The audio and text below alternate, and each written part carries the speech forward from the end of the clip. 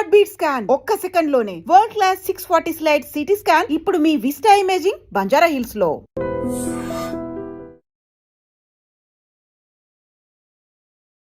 అందరికీ నమస్కారం. Welcome to healthy conversations with ఐడ్రీ media.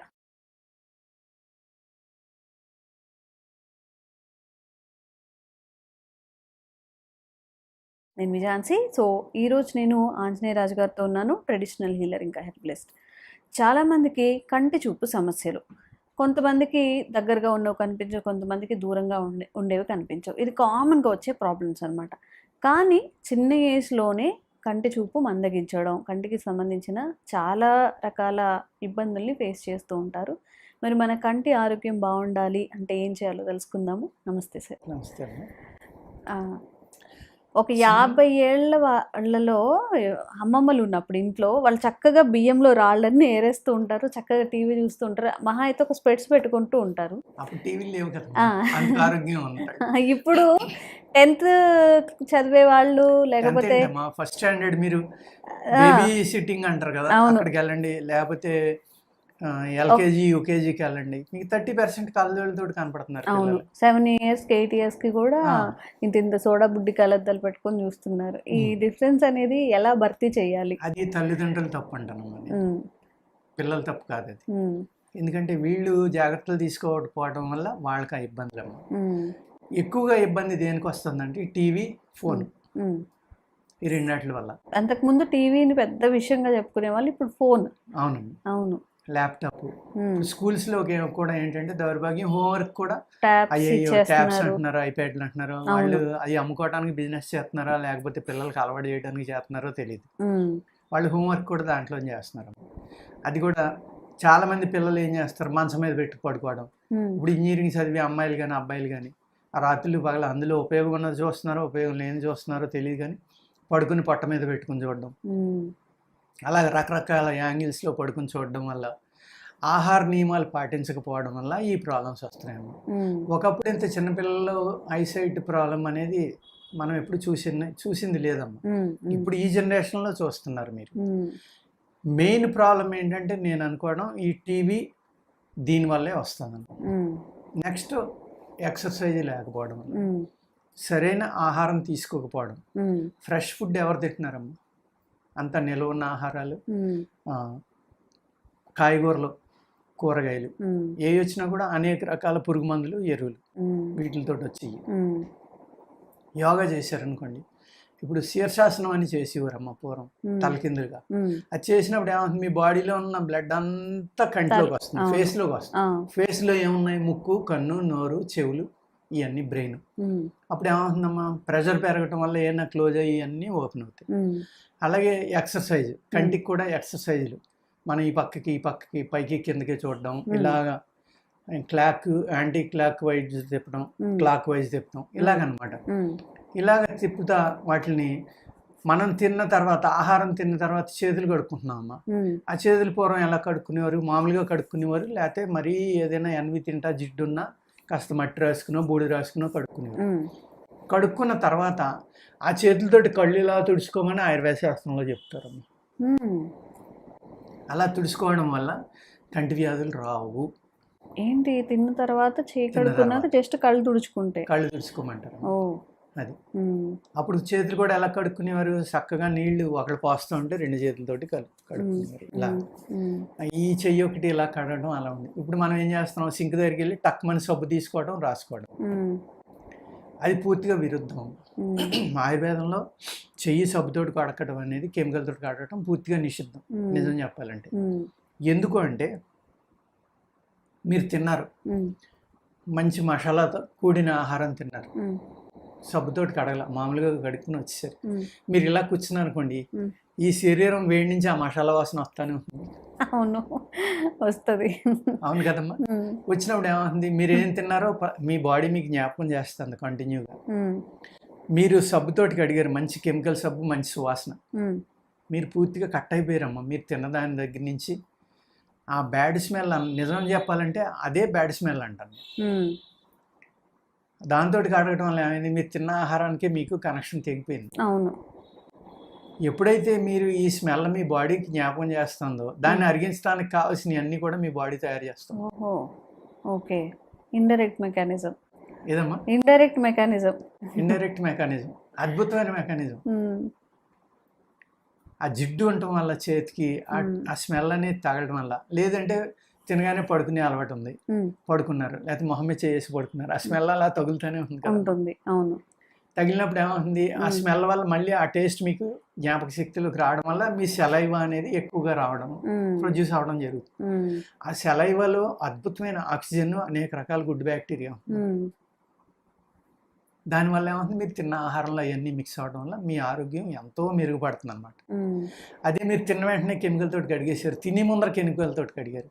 ఇవాళ మనం గిన్నెలన్నీ కూడా అనేక రకాల వెరీ స్ట్రాంగ్, ఎంత స్ట్రాంగ్ వాడుతున్నాం అంటే యాసిడ్సే అయ్యి, లేకపోతే మాడిపోయిన గిన్నె కూడా ఇలా రాత్రి ఇలా వదిలిపోతుందని పబ్లిసిటీలో ఎలా చూపిస్తున్నాం. ఆ యాసిడ్ ఏమవుతుందమ్మా, పనివాళ్ళు, మనం చాలా మంది ఇళ్లలో పనివాళ్ళు పెట్టుకుంటారు, సాగిన వాళ్ళు వాళ్ళే కడుక్కుంటారు, ఎండు గొడవలేదు, వాళ్ళు ఎక్కువ సబ్రాహెత్తే తొందరగా అయిపోతుందని వాళ్ళు రాసేస్తారు బయట లోపల కూడా. అలాగే ఆ గిన్నెకి రకరకాల డిజైన్లు ఉన్నాయి, ఆ డిజైన్లు సబ్బు ఉండిపోతుంది, మీరు మళ్ళీ కడుక్కోకుండా తింటున్నారు ఆహారం అనేది. అప్పుడు ఏమవుతుందమ్మా, ఆ స్ట్రాంగ్ కెమికల్ అనేది మీ ఇంటెస్టైన్స్లోకి వెళ్ళిపోతుందా లేదా, దానివల్లే ఈ గ్యాస్ట్రిక్ ప్రాబ్లమ్స్, ఇవన్నీ ప్రాబ్లమ్స్ ఉన్నాయి. పూర్వం చక్కగా పొయ్యిలో బూడిద తీసి గిన్నెలు కడిగేవారు, అది ఒక మెడిసిన్లే పనిచేసేది. అదే ఆవు పిడకల బూడిద అనుకోండి, గలం అద్భుతమే అది.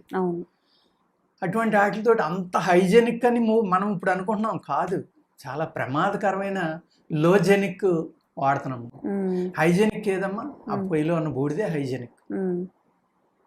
ఒకప్పుడు కోల్గేట్లో బొగ్గు కలుతుందని నవ్వేవారు, ఉప్పు కలుతుందని ఏది మనం పళ్ళపుళ్ళు బొగ్గులతో తోముకుంటున్నారు, పొల్లలతో తోముకుంటున్నారు, అవి గుచ్చిపోతాయి, చిగుళ్ళు పాడవుతాయి, పళ్ళు. ఇప్పుడేమో అవన్నీ కూడా మళ్ళీ వాళ్ళే తిరిగి పబ్లిసిటీ చేస్తారు, మేము బొగ్గు కలిపాం, మేము లవంగం కలిపాం, మేము ఉప్పు కలిపాం.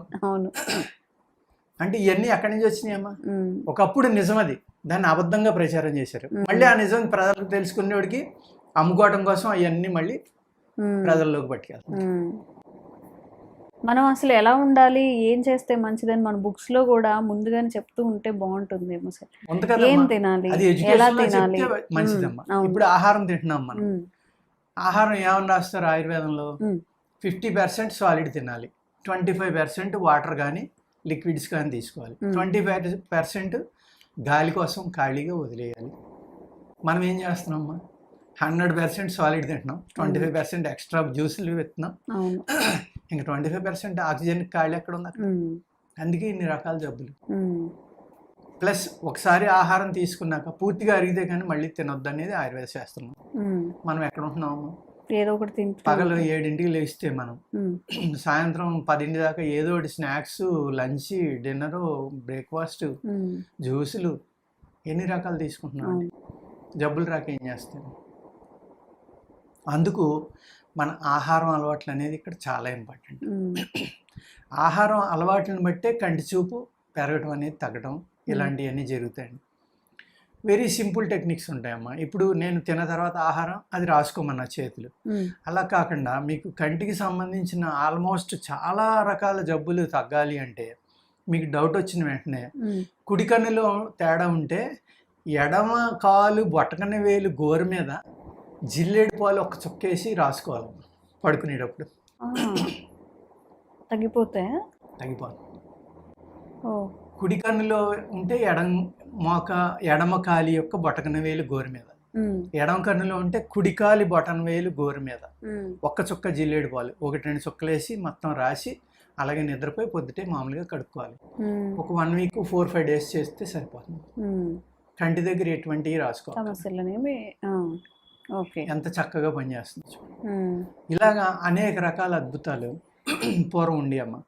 అప్పుడు బండగా ఉండేవారు, ఎవరో పట్టించుకునేవాళ్ళు కాదు, పొల్యూషన్ కూడా లేదు.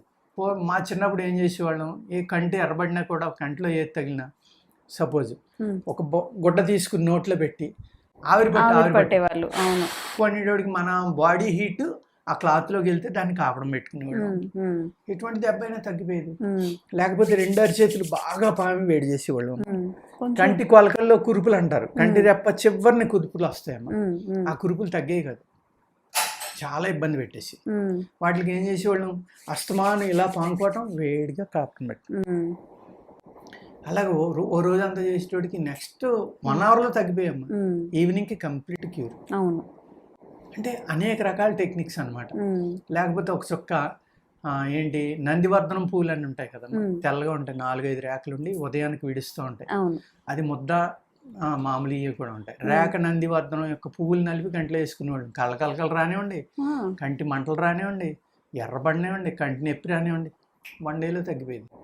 లేకపోతే దాని పండిపోయిన ఆకులు శుభ్రంగా కడిగి నీట్గా నలిపి ఆ పసర పోసేవాళ్ళు. అనేక రకాలు వాడుకునేవాళ్ళు వాళ్ళ మమ్మీ. అసలు హాస్పిటల్లోకి వెళ్ళడం, డ్రాపులు తెచ్చుకోవడం, వేసుకోవడం అనేది తెలియదు అనమాట. అప్పుడు ఇవన్నీ ఇన్ని రకాల మందులు లేవు, ఇన్ని రకాల డ్రాప్స్ లేవు, ఎవరికీ తెలియదు. లేదు ఇంకా ఇబ్బంది ఉంది, పడుకునేటప్పుడు ఒక చక్కని ఆవు నెయ్యి ఒక్కొక్క చుక్క కంట్లో వేసేవారు. అనేక రకాల కంటి జబ్బులు తగ్గిపోయి ఇలాగా ఎన్నో రకాల కంటిపైన కట్లు కొన్ని కట్టేవారు, కళ్ళు మూసుకోమని పైన కొన్ని వేసి రాసేవారు. అలాగే ఈ పైన హైబ్రోస్కి ఒక టైప్ ఆఫ్ జుట్టు ఎలా ఫాలో అవుతుందో అలాగే ఒక ఫంగస్ రావడం వల్ల పూర్తిగా ఊడిపోతుంది కొంతమందికి. హైబ్రోస్ కానీ కంటి కానీ ఊడిపోతూ ఉంటాయి. వాటికి ఏం చేసేవారంటే మన ఇదమ్మా చెంగల్వ కోస్ట్ అంటారు. ఆ చెంగల్వ కోస్ట్ అని అరగదీసి దాంట్లో కొద్దిగా కరక్కాయ నిమ్మకాయ కలిపి పైన పట్టి కింద రాసుకునేవారు, తగ్గిపోయి. అలాగే కింద ఈ కంటి దగ్గర ఉబ్బులు ఉంటాయమ్మా చాలా మందికి చిన్న ఏజ్ లో కూడా. ఆ వాటికి కూడా ఆ చెంగల్వ కోస్ట్ అనే గంధం రాస్తే ఆ ఉబ్బు తగ్గి స్కిన్ మళ్ళీ నార్మల్. ఇలాగా అనేక రకాల వ్యాధుల మీద వెరీ సింపుల్ అమ్మా. జస్ట్ మీరు భోజనం చేశాక ఆ తడిచి ఇలా ఇలా రాసుకుని 2 కళ్ళకి రాసుకుంటే. అలాగే బొటన వేలి మీద మీరు జిల్లేడు పాలు కొలుసుకుంటే కంటి జబ్బులన్నీ చాలా వరకు తగ్గిపోతాయండి. అంత చక్కని మందు అది, కంటికి సంబంధం లేదు, పొడుచుకునేది బొటకనేల మీద. అలాగే ఇప్పుడు డాక్టర్లు ఏమంటారు, కుడి రైట్ వాళ్ళు తేడా ఉంటేనేమో లెఫ్ట్ సైడ్ నుంచి పంపిస్తున్నారు, ఏది స్టంట్ కానీ ఇంకోటి. లెఫ్ట్ తేడా ఉంటే రైట్ది. ఇది మరి పూర్వం మరి ఏ సైన్స్ లేకుండా వీళ్ళు ఎలాగ చెప్పగలిగారు? అంతే కదా. ఇప్పుడు పంటి నొప్పి ఉంది, దుష్టపు తీగ అని ఉంది, ఆ దుష్టపాకు పసరనే చెవిలో పోయమంటాడు, పోసి వంచేసి దూది పెట్టేయమంటాడు. కుడి బొగ్గ యొక్క పంటిలో తేడా ఉంటే ఎడం చెవిలో పోయమంటాడు, ఎడం పక్కన తేడా ఉంటే కుడి చెవిలో పోయమంటాడు. అంటే ఎంత అద్భుతమైన సైన్స్ అమ్మ ఈ ఆయుర్వేదంలో. 1000 సంవత్సరాల క్రితం ఆయుర్వేదం అంటే ఏదో దానికి ప్రూఫ్లు లేవు, లేకపోతే దానికి సైంటిఫిక్ రుజువులు లేవు, ఇంకోటి 1000 సంవత్సరాల పాటు మానవ జాతి వాడి దాని రిజల్ట్ని అనిపిస్తూ ఉంటే అంతకంటే ప్రూఫ్ ఏం కావాలి? వాళ్ళకి ఎలా తెలుసు ఎడం పక్కన పోతే కుడి పక్క, కుడి పక్కన పోతే ఎడం పక్క అని? ఎందుకంటే మన యోగ శాస్త్రంలో ఉంది అది. ఈడా పింగళ నాడులనే ఇలా ఇలా నడుస్తూ వెళ్తాయి, మనకి వెళ్ళి ఆజ్ఞాచక్రం దగ్గరికి వచ్చాక 2 కలుస్తాయి. అవి ఎక్కడి నుంచి ఎలా వెళ్తున్నాయి, ఏ భాగంలో ఈ 2 కలుసుకుని సపోజ్ ఎడం పక్కన ఉన్న నాడి కుడి పక్కకు వచ్చి మళ్ళీ ఎడం పక్క వచ్చి మళ్ళీ కుడి పక్కే, అంటే షట్చక్రాల్లో ఎక్కడ ఈ తిరుగుతూ వెళ్తుంది. దాన్ని బట్టి ఆ ఏరియాలో ఉన్న పార్ట్లకి ఈ నరం ద్వారా బ్లడ్ వెళ్తుంది. అంతే కదా. చిన్న చిన్న సింపుల్ మెథడ్స్తో తగ్గించుకునేవి ఇప్పుడు మనం అవి కూడా పాటించలేక చిన్నపిల్లల్లో స్పెట్స్ కానివ్వండి, అవునండి, లాంగ్ సైట్ ఏదైనా కానీ 10 years వాళ్ళకి కూడా సైట్ ఉంది, సరిగా కనిపించదు, స్పెట్స్ పెట్టుకుంటేనే రాయగలరు, చదవగలరు, ఏదైనా చూడగలరు. ఒకటమ్మా టీవీ నుంచి ఫోన్ నుంచి దూరంగా పెట్టడం, పిల్లలకి వ్యాయామం అనేది చేయించడం. అలాగే కంటి వ్యాధులు రాకుండా ఉండాలి, కంటికి ఉపయోగకరమైన అనేక ఫుడ్స్ ఉంటున్నాయి కదమ్మా. బ్రౌన్ రైస్ అని, బొబ్బాసికాయ అని, ఇలాగ అనేక రకాలు ఉన్నాయి. ఆ ఏ విటమిన్ తింటే ఏ కాయలో ఉంది, ఏ తింటే కాస్త ఉపయోగపడుతుంది అనేటప్పుడు మళ్ళీ అక్కడ కూడా భూమిని పాడు చేసాం తప్ప అక్కడ కూడా ఉండట్లా. అట్లీస్ట్ సప్లిమెంట్స్ ఇవ్వడం పిల్లలకి, ఆ కంటి వ్యాయామం చేయించడం, వాళ్ళకి ఇలాంటివి చేస్తే కూడా ఆ జబ్బు రాకుండా ఉంటుందమ్మా. దాని నుంచి జాగ్రత్త తీసుకోవాలి. అలాగే. సో కంటి వ్యాధులు ఉన్నప్పుడు బోలెడన్ని మీకు చాలా వాల్యుబుల్ ఇన్ఫర్మేషన్ అయితే ఈ వీడియోలో ఇవ్వడం జరిగింది. మీకు ఎలాంటి కంటి సమస్యలు ఉన్నాయో దానికి తగ్గన ఆ టిప్ని అయితే మీరు తప్పకుండా యూస్ చేసుకోవచ్చు. అండ్ ఇంకెలాంటి సమస్యలు ఉన్నా కానీ కామెంట్ చేయండి, తప్పకుండా వీడియో చేసే ప్రయత్నం చేస్తాం. Thank you so much. నమస్కారం. And for more videos, please subscribe to iDream. Please subscribe to iDream. Please subscribe iDream. And please subscribe to iDream. For more videos, subscribe to iDream. Please like, share, and subscribe to the channel. Congratulations, iDream. Subscribe to iDream. Subscribe to iDream. So subscribe to iDream Media. iDream की iDream team अंदर की huge congratulations. Please subscribe iDream Media. Please subscribe to iDream.